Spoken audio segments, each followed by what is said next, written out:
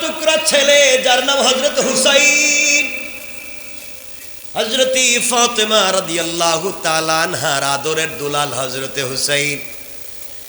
হুসাইন এমন এক ব্যক্তির নাম, আল্লাহ রসুল বলছেন আল্লাহ যাকে জান্নাতের যুবকদের লিডার বানিয়েছেন। একটু সুবহানাল্লাহ পড়বেন না? আরো জোরে পড়েন। হুসাইন এমন এক যুবকের নাম যার পা থেকে মাথা পর্যন্ত তাকালে রসুলের চেহারার মতো দেখা যায়। আল্লাহ রসুল বলতে, ও সাহাবীরা, তোমরা যদি আমাকে দেখতে না পাও, আবার হুসাইনের চেহারার দিকে তাকাও। আমি রসুলরে যেন দেখছো, কারণ আমার চেহারায় যেমন মিল, এই পৃথিবীর সব থেকে মিল রয়েছে হুসাইনের সঙ্গে। হুসাইনের কথা বলার টোনটা আমি রসুলের মতো, হুসাইনের হাসিটা আমি রসুলের মতো, হুসাইনের চেহারাটা দেখতে আমি রসুলের মতো। এই জন্যে আল্লাহর রসুল পৃথিবীতে একজন মানুষের পা থেকে মাথা পর্যন্ত এমন কোনো জায়গা নাই বাচ্চার সময় চুম্বন করেন নাই। একজন মহাপুরুষ যার নাম হযরত হুসাইন। আল্লাহু আকবার। হযরত হুসাইন রসুল তাকে এত ভালোবাসেন। হযরত হুসাইন না আরে খুব ভালোবাসতেন। মাঝে মাঝে বলতেন, না না, তোমার তো পয়সা পাতি নাই, এটা লাইটও কিনে দিতে পারো না, অন্ধকারে যে এক ঘর থেকে আরেক ঘরে যাবো, এক বন্ধুর বাড়িতে যাবো, একটা লাইটও দিতে পারো না, পয়সা নাই তোমার। না না বলছেন, পয়সা নাই তো আমি দিব কেমন? পয়সা না থাকলে তুমি আমার সাথে চলো। কই যাবো? ঘরের বাহিরে গিয়ে অন্ধকার রাত্রে তুমি একটু মুস্কি হাসি দিবা। নবীজি বলছেন, আমি হাসলে তোমার লাভ কি? না না, তুমি হাসলে যে তোমার দাঁত বাইর হয় না, ওই দাঁতের আলোতেই রাস্তা আলোকিত হয়ে যায় না। রাসূলের পাক একটা কোমরে একটা বেল্ট পরতেন, মানে একটা কোমরে একটা রুমাল, কোমরে তিনি একটা রুমাল পরতেন কোমরে। যুদ্ধের ময়দানে রাসূল ইন্তেকালের আগে এটা হযরত হুসাইনকে দিয়েছিলেন। সুবহানাল্লাহ বলেন না? যে আমি নানা তোমারে দিলাম। আমার বন্ধুগণ, হযরত হুসাইন, আমরা লম্বা করতে চাই না, কোথায় কথা চলে এসেছে। আমার বন্ধুগণ, কথাগুলা ভালো করে বুঝবেন। আপনারা জানেন ঘটনা, আমি ওই ঘটনার দিকে যেতে চাই না, শুধু টাচ দিতে চাই। নানার কাছে গিয়ে বলছে, নানা, সকল ছেলেরাই তো ঘোড়া দৌড়ায়, আমাদের যে ঘোড়া নাই, তুমি আমাদেরকে ঘোড়া কিনে দিতে পারলা না, কেমন নানা হইলা? সবার কথা শোনো, আমাদের কথা শোনো না। আল্লাহ রসুল বলছেন, নানা, আজকে তোমাদেরকে পৃথিবীর দামি ঘোড়া চড়াবো। সুবহানাল্লাহ বলেন। এই বলে আল্লাহর রাসূল নিজে ঘোড়ার মতো হয়ে হাত পা লম্বা করে ঘোড়ার মতো হয়ে পড়লেন। হযরত হুসাইনকে বলছেন, নানা, তুমি আমার পিঠে উঠো। কয়, পিঠে তো উঠলাম। কয়, না না, এখন তো ঘোড়ার তো লাগাম লাগবে, তোমার যে লাগাম নাই। আল্লাহর নবী বলছেন, হুসাইন রে, আমার মাথায় যে লম্বা চুল আছে, ওই চুলগুলাকে টান দিবা, তোমার ঘোড়াও লাগামের মতো টান দিলে দৌড়াবে। সুবহানাল্লাহ জোরে বলেন। চিন্তা করছেন? নানার চুল ধরে টান দেয়, রাসূল যান। কয়, না না, ঘোড়া তো ভালো আছে। হযরত হুসাইন ডাক দিয়া বলছে, ওমর ফারুক ঢুকে চোখের বাড়ি ছেড়ে কান্নায় ভেঙে পড়ো, হুসাইন, খবরদার, কি করছো তুমি? আল্লাহ রসুল রে ঘোড়া বানাইয়া পিঠে বসে রয়েছো। অমরকে বলছেন, খবরদার, আপনি কথা বলবেন না, এটা আমার পৃথিবীর সব থেকে দামি ঘোড়া, এর মতো দামি ঘোড়া পৃথিবীতে আর নাই। আল্লাহ রসুল নিজ থেকে বলছেন, আমার কথা বইল না, আমার হুসাইন রে চড়তে দাও। আসমানের উপর থেকে আল্লাহ এগুলা দেখে দেখে মুসকে মুসকে হাসে। কি ভালোবাসা ছিল এগুলা বলতে। তো যদি বলতে যাই ডিপলি, আপনারা তো হার্ট অ্যাটাক করবেন। আমার বন্ধুগণ, কথাগুলা দিল দিয়া শুনেন। এই হুসাইন একদিন রাস্তায় বের হইছেন, ওমরের ছেলের সঙ্গে দেখা। কার ছেলে? আসতে কইলেন যে হযরত ওমরের। জোরে কোন, কার ছেলে? নাম আব্দুল্লাহ রাদিয়াল্লাহু তাআলা আনহু। আব্দুল্লাহরে কি একটা ঘটনা ঘটে গেছে হুসাইনের আর আব্দুল্লাহর মধ্যে। আব্দুল্লাহরে ডাক দিয়ে বলছেন, তুমি আমার সঙ্গে এত জোরে কথা বলো, তুমি তো গোলামের ঘরের গোলাম। কি কইছে? আর কিছু কয় নাই, গোলামের ঘরে গোলাম কইছে। আপনারা তো যা মুখে তাই কইয়া ফেলান, গোলামের ঘরে গোলাম কইছে, কিন্তু এর পিছনে যুক্তি আছে। হযরত ওমর তখন খলিফা। ওমর কি তখন প্রেসিডেন্ট। অর্ধেক পৃথিবীর প্রেসিডেন্ট, আর তার ছেলেরে কইতেছে তুই তো গোলামের ছেলে। আল্লাহু আকবার বললেন না? আমরা হইলে তোর 14 গোষ্ঠীর ফাঁসি দিয়ে দিতাম, ঠিক না? 14 গোষ্ঠীর জিন্দগি শেষ। হযরত ওমরের ছেলে চোখের পানি ছেড়ে বাবার কাছে কান্না করে ডাক দিয়া বলছে, আব্বা রাস্তায় বাইরে ছিলাম, হযরত আলীর ছেলে হুসাইন আমারে গোলামের ঘরে গোলাম কয়। আব্বা হযরত আমিরুল মুমিনিন খলিফাতুল মুসলিমিন ওমর বলতেন, সত্যি নাকি? কো সত্যি। হযরত ওমর ছেলেটাকে হাতে নিলেন, ধরলেন, দৌড়াইয়া দৌড়াইয়া আলীর বাড়িতে গেলেন, দরজায় ডাক দিয়ে বলছেন, আলী ঘরে আছো? আলী বলছেন, খলিফাতুল মুসলিমিন আপনি আমার ঘরে কেমনে না জানাই আসলেন? কয় আমি এমনি আসি নাই, বিচার নিয়ে আইছি। আপনি আবার কি বিচার? আমার ছেলে বলছে তোমার ছেলে হুসাইন আমার ছেলেরে গোলামের ঘরের গোলাম কইছে। কত বড় কথা! হুসাইন রে ঘর থেকে ডাক দিলেন, বাবা তুমি কি এই কথা বলছো? আব্বা বলছি, মানে 100 বার সত্য আমি কইছি। আল্লাহু আকবার বললেন না? ছেলেও মিথ্যা কথা কোন লোক না, কইছি আব্বা সত্য। কেন বললা? তুমি সরি বলো। বল আব্বা আমি কেন সরি বলবো, মানে আমি কেন মাফ চাইবো? আমি তো সত্য কথা কইছি। কইছি তো কইছি।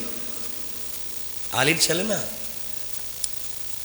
এমন সময় আব্দুল্লাহ ডাক দিয়া বলছে, আব্বা তুমি বাবা হিসাবে নয়, তুমি খলিফা, এই জন্য তোমার কাছে বিচার দিলাম। কেন আমারে গালি দিল? সাক্ষীও তো ঠিক আছে, হ্যাঁ নিজেও তো স্বীকার করছে, তুমি আমার বিচার করো। আল্লাহু আকবার বলেন।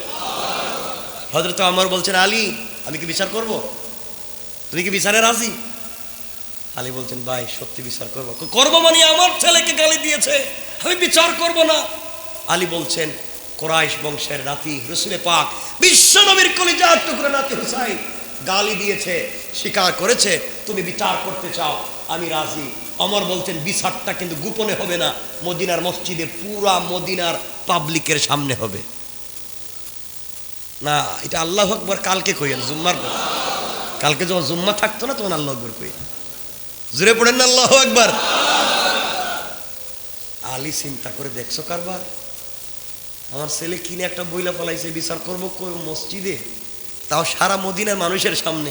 মান সম্মান তো আমার যাইবো মুখ দেখা মুখে। হযরত আলী হুসাইনকে বলছেন, বাবা তুমি কি এই কথা উড্ড করতে পারবা না? আব্বা মরে গেলেও না, কইছি এটাই কইছি। আমার বন্ধুগণ, হযরতে আমার মসজিদে নামাজের আগে ঘোষণা করলেন একটা বিচার আছে। বিচারটা কিসের? আমার ছেলে আব্দুল্লাহকে গালি দিছে, আলীর ছেলে গোলামের ঘরে গোলাম বলে বিচার হবে। পুরা মসজিদ, পুরা মদিনার মধ্যে পিনপত নীরবতা। ওমর বলে কি, কার বিচার করবে এটা? এটা রাসূলের কলিজার টুকরা নাতি, এর বিচার যদি হয় কি আসমান জমিন ঠিক থাকবে নাকি? ওমর বলে, থাকলেও বিচার হবে, না থাকলেও হবে। আল্লাহু আকবার বলেন না? বিচার তার জায়গায় আছে, ইনসাফ তো ইনসাফ। পুরা মসজিদের মধ্যে মানুষ বসা। হযরতে আব্দুল্লাহ দাঁড়িয়ে বলছে, আব্বা আপনি বাবা হিসাবে নয়, আপনি রাষ্ট্রের খলিফা হিসাবে বিচার দিলাম। আলীর ছেলে হুসাইন আমারে গোলামের ঘরে গোলাম কেন বলছে, বিচার করো। পুরা মদিনার মানুষ সাইলেন্ট, পিনপতন নীরবতা, কাঁদতেছে। আহারে ওমর কি বিচার করবে? ওমর দাঁড়াইয়া বলছেন, ও হুসাইন তুমি কি এই কথা বলছো? কোর্টে আজকে ব্যাখ্যা কর, ব্যাখ্যা দেওয়া লাগবে না। কথা বলেন, ব্যাখ্যা দেওয়া লাগে না? হযরতে আলী হযরত হুসাইন দাঁড়িয়ে গেলেন, ডাক দিয়া বলছেন, 1 নম্বর আপনি আল্লাহর গোলাম, আল্লাহর গোলাম আপনি, আমি জানি, আমি বিশ্বাস করি আপনি আল্লাহর গোলাম। আর আপনার ছেলে, আপনার এই জন্য বলছি গোলামের ঘরের গোলাম, আপনি আল্লাহর গোলাম, এটা সত্য। আপনার ছেলেও গোলাম সত্য, এই জন্য গোলামের ঘরে গোলাম বলছে, এটা এক ব্যাখ্যা। আর সবথেকে বড় ব্যাখ্যা হলো, আপনি তো আমার নানার গোলাম ছিলেন। কেমনে? আমি বললাম এই মদিনার মানুষের সামনে আপনি আমার নানার গোলাম ছিলেন না, আপনি আমার নানার গোড়ার লাগাম ধরে ধরে যাইতেন না, আপনি কি আমার নানার ওযুর পানিটা দিতেন না, আপনি কি আমার নানাকে হাত ধরে ধরে মদিনার মসজিদে নিয়ে যাইতেন না, আপনি কি আমার নানার খেদমত করেন নাই? আপনি তো খাদেম ছিলেন, গোলাম ছিলেন। হযরতে ওমর দাঁড়িয়ে গিয়েছেন মদিনায়, পিন পতন নীরবতা। বলে কি করবে ওমর এখন? ওমর আবার বলছেন, হুসাইন আবার ভালো করে চিন্তা করে বলো কি বলছো। চিন্তা করে সাক্ষী দিয়ে এই হাজার হাজার মানুষের সামনে বললাম তুমি আল্লাহর রসুলের গোলাম, এই জন্য তোমারে বলছি গোলামের ঘরের গোলাম। তোমার ছেলেরে বলছি আমি যা বলছি সত্য। ওমর বলছেন একটা কাগজ নিয়ে আসো, কলম নিয়ে আসো, যা পাওয়া যায় নিয়ে আসো। কলম নিয়ে আসলেন। ওমর বললেন, হযরত হুসাইন তুমি লিখে দাও, সত্য যে বলছো এটা লেখো। হুসাইন লিখে দিলেন, আব্দুল্লাহ গোলামের ঘরের গোলাম, তার বাবা ওমর ছিল আমার নানার গোলাম। সুবহানাল্লাহ বলেন।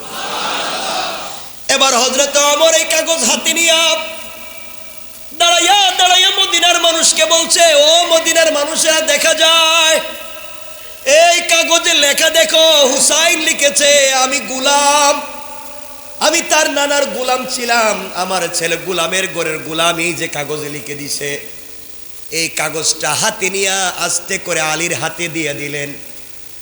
আলীর হাতে দিয়া চোখের পানি ছেড়ে কান্না করে ডাক দিয়া বলছে, আল্লাহ।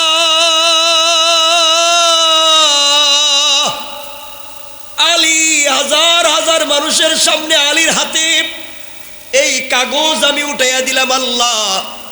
হুসাইন আজকে হাজার হাজার মানুষের সামনে বলছে আমি গোলামের ঘরে গোলাম, আমি রসুলের গোলাম ছিলাম, কাগজে লিখে দিয়েছে। আলী রে, ওই কাগজটা যত্নে রেখে দিবা, আমি মরে গেলে আমি যখন কবরে আমাকে রেখে দিবা, আমার কাফনের বাজের ভিতরে হুসাইনের হাতের লিখা কাগজটা আমার কবরে রেখে দিবা। আল্লাহু আকবার বলেন। ও আলী, তোমার কাছে বলবার আর কিছু নাই ভাই। ও মদিনার মানুষেরা তোমরা সাক্ষী থাকো, হুসাইন সাক্ষী দিছে আমি তার নানার গোলাম ছিলাম।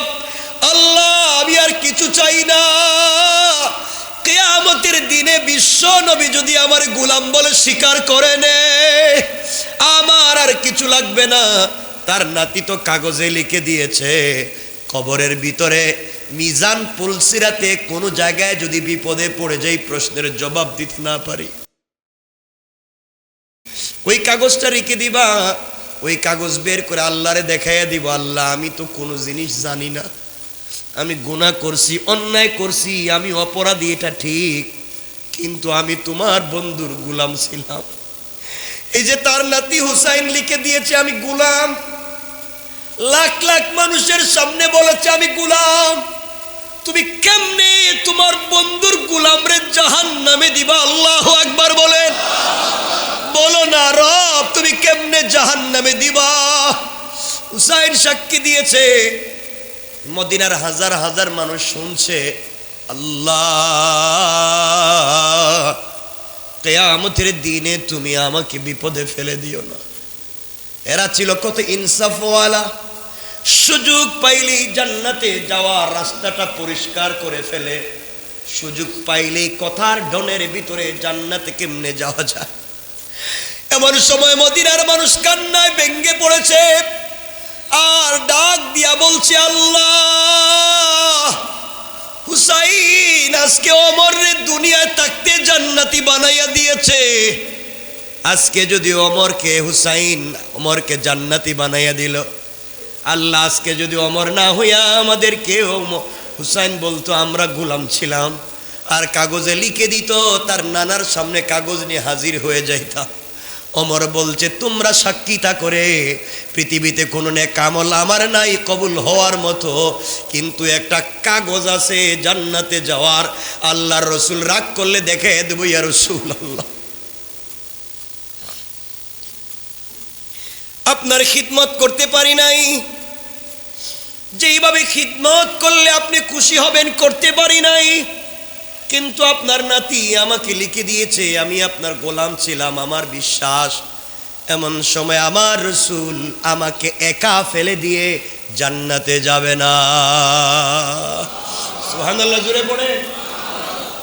আমার কথা কি বুঝতে পারতেছেন? কথাগুলো কি বুঝতে পারতেছেন? আজকে তারা সুযোগ পাইলেই জান্নাতে যাওয়ার রাস্তা খুলে, আর আমরা সুযোগ পাইলেই ঠকানোর রাস্তা খুলি। আমার বন্ধুগণ, কথাগুলা শেষ দিকে নিয়ে আসতে চাই। ইনসাফ কার নাম? কথা মনে আছে? পুরো আলোচনায় কি আজকে? ইনসাফ। ইনসাফ কার নাম চিন্তা করেন, ঘটনার দিকে যেতে চাই না, আমাদের সময় শেষ হয়ে গিয়েছে।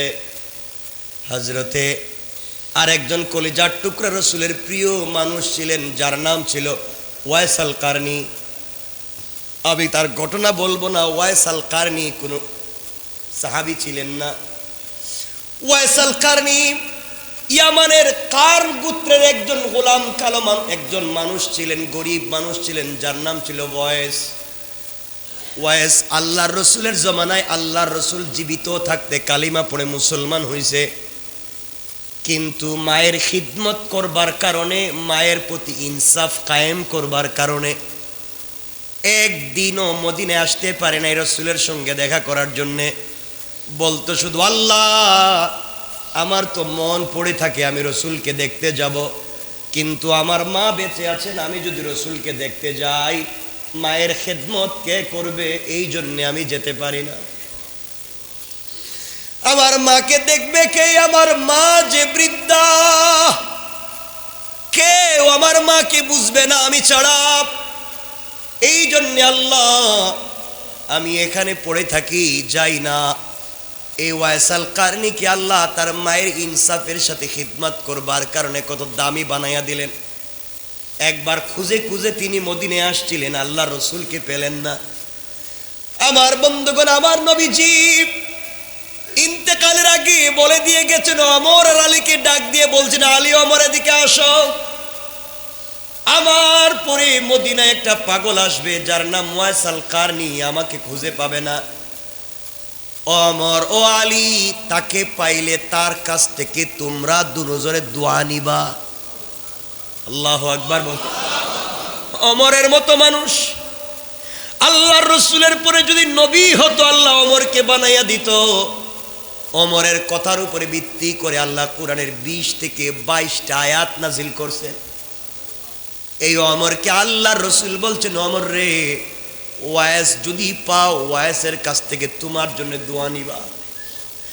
আলী রে বলছেন, আলী ওয়াইস এই পৃথিবীর অনেক দামি, পাইলে তার কাছ থেকে দোয়া নিও। ওয়াইস মায়ের খিদমত করতে গিয়ে আসতে পারলো না, আমার সঙ্গে দেখা করতে পারলো না। এই বলে রসুল নিজের পরনের জুব্বা খুলে ফেললেন, খুলে আলীর হাতে দিয়ে বলছেন, আলী তোমার কাছে আমানত এই জুব্বা দিলাম, আমার ওয়াইস যদি মদিনায় আসে নবীজিরে পাবে না। আমার পাগলা ওয়াইস মদিনায় এসে জানবে আমি নবীজি দুনিয়ায় নাই, কাঁদতে কাঁদতে পাগল হয়ে যাবে। আমার ওয়াইসের কাছে আমার পরনের জুব্বা হাদিয়া দিবা। আল্লাহু আকবার। আবু বকর ওমরের মতো মানুষ মদিনায় জিন্দা, আর রসুল হাদিয়া দিয়া যায় একজন পাগলের জন্য।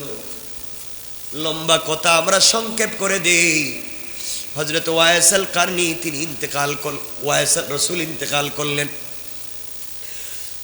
মদিনায় তখন ওমরের যুগ চলে। ওমর মানুষ হজের জন্য এসেছে মক্কায় মদিনায়। মদিনায় ওমর বলতেন, শোনো এবার কারা ইয়ামান থেকে আসছো দাঁড়াও। ইয়ামানের সকল হাজিরা দাঁড়িয়ে গিয়েছে।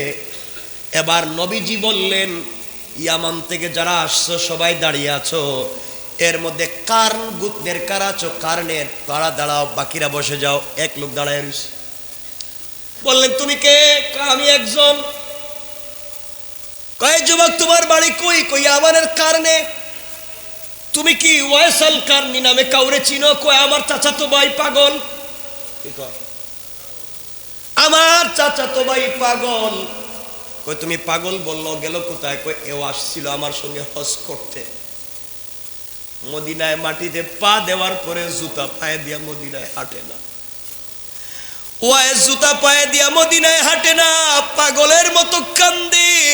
আর এদিকে দৌড়াইয়া চিৎকার করে বলছে, ইয়া রাসূলুল্লাহ,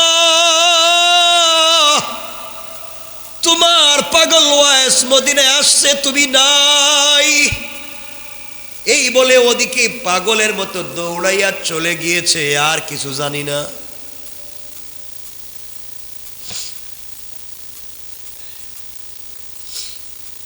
হযরত ওমর আর আলী দৌড়াতে লাগলেন।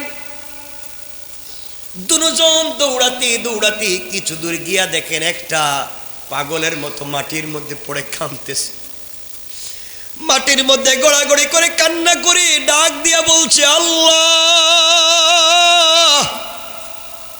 তোমার হাবিব এই মদিনার মাটিতে হাঁটছেন, ওই মাটিতে আমার বুক আর পিঠ লাগাইয়া দিলাম, আল্লাহ নবীজির হাঁটার বরকতে তুমিও আমাকে মাফ করে দাও।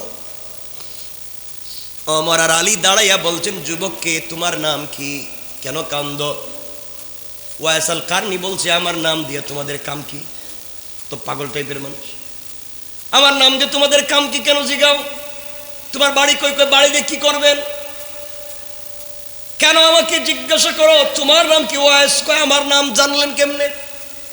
কে তোমরা আমারে ডিস্টার্ব করো, আমারে কানতে দাও, আমি একটু কান্দি।